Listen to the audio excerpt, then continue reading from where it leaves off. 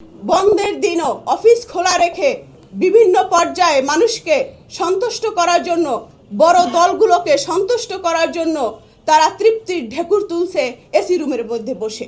এছাড়া নিবন্ধনের চূড়ান্ত সনদ চেয়ে গত 27 নভেম্বর, 18 ও 24 ডিসেম্বর 3 দফায় সিনিয়র সচিব জনাব আক্তার আহমেদ এবং প্রধান নির্বাচন কমিশনার জনাব এম নাসির উদ্দিনকে চিঠি দেওয়া হয়, কিন্তু চূড়ান্ত সনদ প্রদান বিষয়ে আজ অবধি কোনো ধরনের সুস্পষ্ট সিদ্ধান্ত আমরা জানতে পারিনি। এমতো অবস্থায় আমি পার্টির সদস্য সচিব হিসেবে তাদেরকে ফোন দিয়েছি। প্রধান নির্বাচন কমিশনার সচিব আক্তার সাহেবকে ফোন দেওয়ার ফলে তাকে আমি প্রশ্ন করি যে আপনারা কেন আমাদের নির্বাচন থেকে বঞ্চিত করেছেন? 3.5 কোটি প্লাস সমর্থকের ভাগ্য নিয়ে সিনিমিনি খেলেছেন, এর দায় আপনাদেরকে নিতে হবে। তখন তিনি নতজানু কণ্ঠে উত্তর দেন যে আপনি যেটা বলবেন সেটা আমি মেনে নিতে বাধ্য। এতে ধারা স্পষ্ট হয় যে কোনো অদৃশ্য শক্তির প্রভাবে নির্বাচন কমিশন নীরব ভূমিকা পালন করছে। আমরা আইনের প্রতি শ্রদ্ধাশীল থাকায় নির্বাচন কমিশন আমাদের হয়তো দুর্বল ভেবেছে।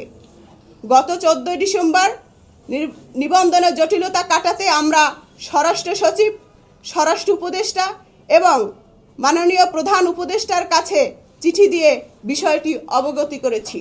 বাংলাদেশ আমজনগণ পার্টি সারা দেশে 127টি কার্যালয় সক্রিয় রেখে দলের কার্যক্রম পরিচালনা করেছে। দলটি প্রায় 25,000 প্লাস তালিকাভুক্ত সদস্য রয়েছে।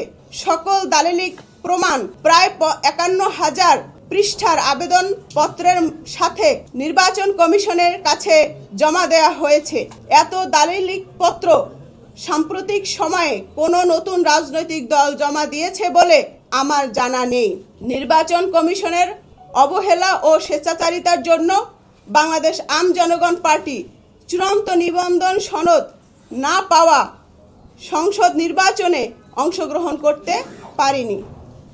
আপনাদের সকলের কাছে আমি এই গণবিজ্ঞপ্তিটা দিয়ে দিব। হ্যান্ডশেক মার্কা তারা আমাদেরকে নির্ধারিত করেছেন, কিন্তু দুঃখের বিষয় এই বিষয়টা সুরাহা না হওয়া আগেই তারা এই যে ব্যালট বাক্সে তারা হ্যান্ডশেক মার্কা দিয়ে দিয়েছেন। তাদের যে ব্যালট পেপার রয়েছে সেই ব্যালট পেপারে এই হ্যান্ডশেক মার্কা দিয়েছে। তাদের একই অঙ্গে কত রূপ, তারাই দ্বিচারিতা করছে তাদের নীতির সাথে। তারা বহির্ভূত আচরণ করছেন এই নির্বাচন কমিশন। আমি তাই বলতে চাই, জ্ঞানহীন মেরুদণ্ডহীন অথর্ব এই নির্বাচন কমিশনার দ্বারা কখনই একটি সুষ্ঠু নির্বাচন আমরা কামনা করছি না। এবং আমি শঙ্কিত হচ্ছি বাংলাদেশের মানুষের কষ্টে অর্জিত অর্থকে তারা উল্লাসিতভাবে খরচ করে একটি দলকে তারা দায়িত্ব হস্তান্তর করবে বলে আশঙ্কা করছি।